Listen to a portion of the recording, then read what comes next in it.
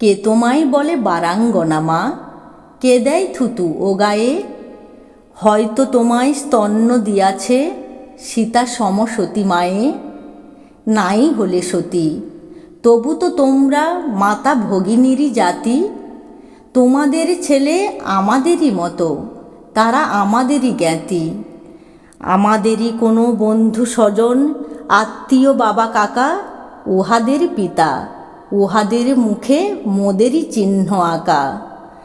আমাদেরই মতো খ্যাতি যশ মান তারাও লোভিতে পারে, তাদেরও সাধনা হানা দিতে পারে সদর স্বর্গদ্বারে।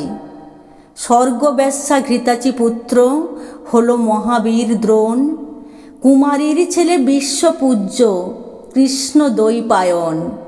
কানিন পুত্র কর্ণ হইল দানবীর মহারথী, স্বর্গ হইতে পতিতা গঙ্গা শিবেরে পেলেন পতি।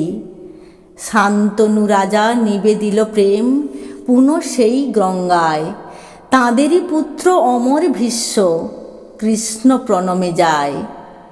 মুনি হল শুনি সত্যকাম সে জারজ জবালা শিশু, বিস্ময়কর জন্ম যাহার মহাপ্রেমিক সে যিশু।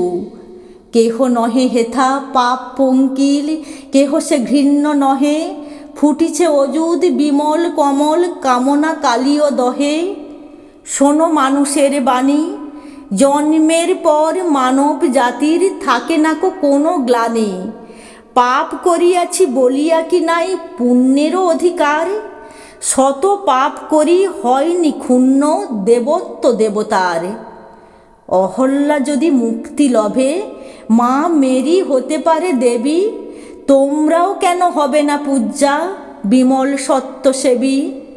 তব সন্তানে জারজ বলিয়া কোন গোড়া পারে গালি? তাহাদের আমি এই দুটো কথা জিজ্ঞাসা করি খালি। দেবতা গো জিজ্ঞাসি, ১৫০ কোটি সন্তান এই বিশ্বের অধিবাসী, কয়জন পিতামাতা ইহাদের হয়ে নিষ্কাম ব্রতী পুত্রকন্যা কামনা করিল? কয়জন সৎসতী? কজন করিল তপস্যা ভাই সন্তান লাভ তরে?